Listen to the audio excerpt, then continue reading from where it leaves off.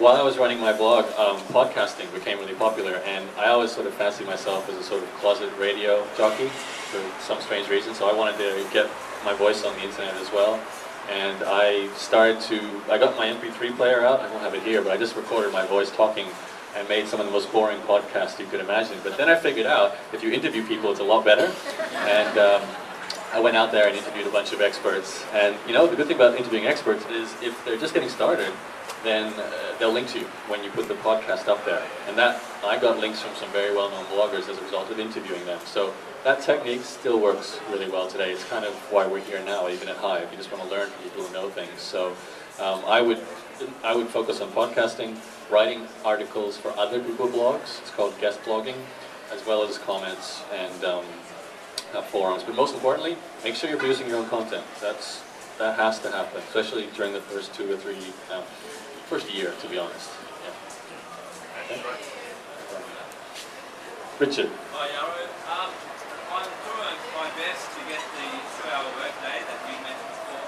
Can you give some advice on what's good to outsource and what's good to keep doing yourself? That's a hot topic. So, following the 2-hour workday methodology, what would you recommend outsourcing? That's the question. What's good to make sure you keep doing that yourself? I can't answer that second one because you know what you're good at. That's the answer to that question.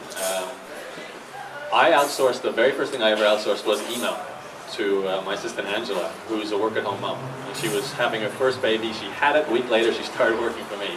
She was a university friend. Wonderful. I mean, I hate email now. I don't hate it, but keeping up with it's really tough. So that was one of the very first things that really alleviated a lot of time for me. And technology. Those are the two things I would always say to most people, unless you're already technically savvy, is get your tech sorted and get your email sorted. From there, you can be more proactive. That's when you can get things like other people building links for you, other people writing content for you. You can have people creating product for you. Like people write ebooks, and you can then sell the ebooks if writing's not your thing.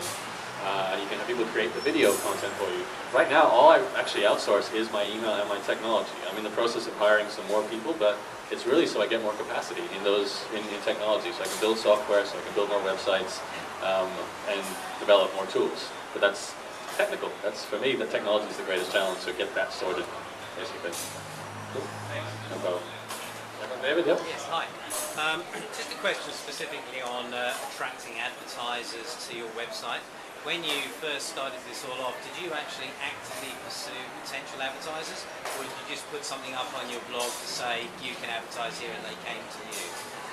Okay, so the question is, did I actively pursue sponsors when I had my blog and my first website, or did they come to me?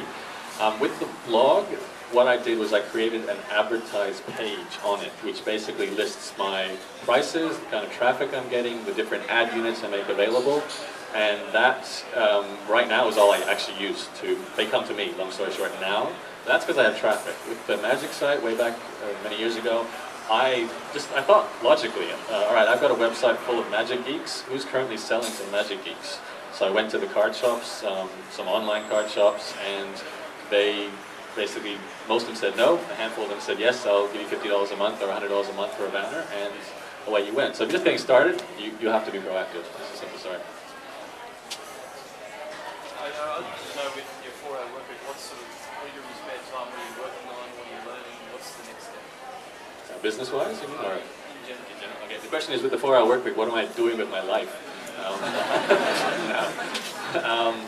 I have to mention Rob, my tennis coach here. He's standing in the back there. I'm a big fan of tennis, so I spend a bit of time losing and getting coached. I've got some friends here. Oh, I should mention Tun, Asian Fever. I had to say him. There's some friends here, Albors, JJ. So I hang out with a bunch of entrepreneurs.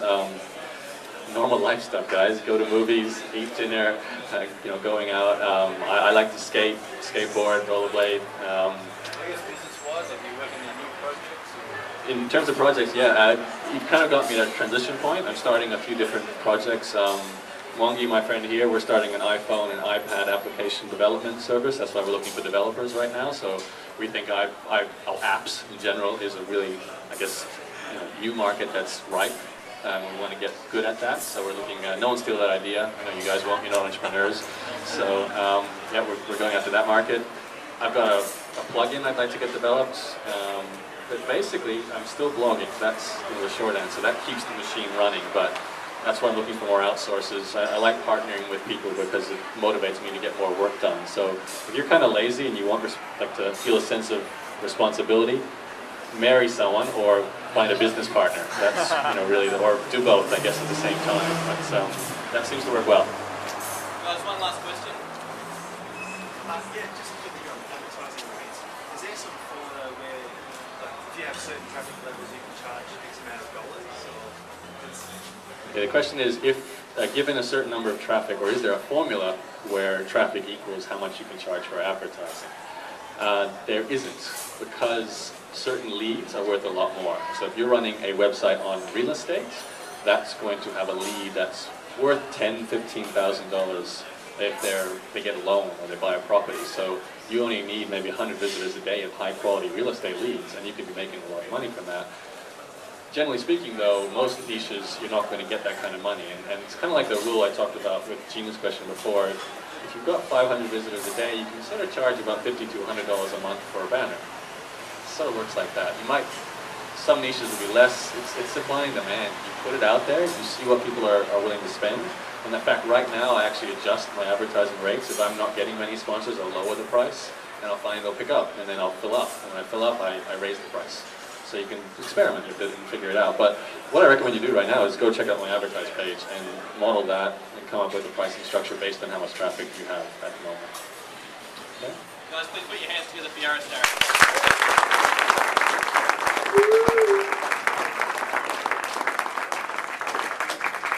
Yaro, we've got a bottle of wine there for you from Clovelly Estate as a big thank you, and thank you to Lauren from Clovelly there. Have a chat to Lauren about their wines, they're fantastic. Just while Yaro's standing next to me taking a photo to put on Twitter, I'd just actually like to say a personal thank you to Yaro. When I first started the Hive in Brisbane back in the first event, March 2009, Yaro actually waltzed in the front door. I'd never met him before, but I certainly knew who he was. Just down the road here at the Fox Hotel, and he's come to just about every event ever since. So I'd like to thank him as a friend, as a great supporter of the Hive, and now an alumni of the Speakers of the Hive. So please thank him once again.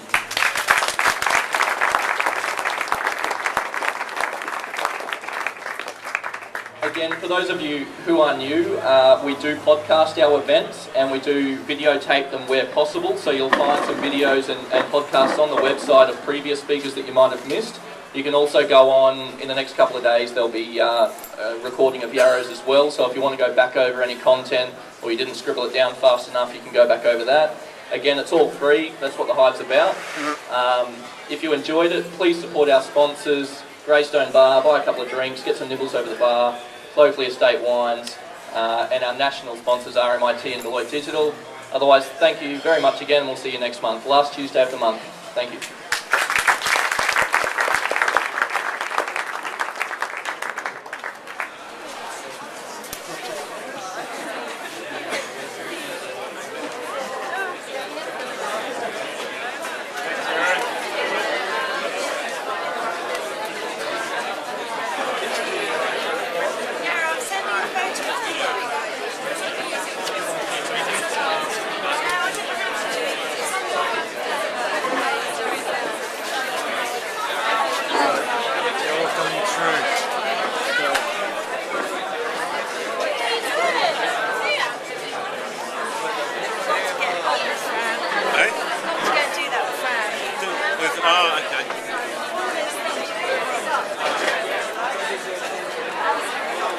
What happened, Moggy?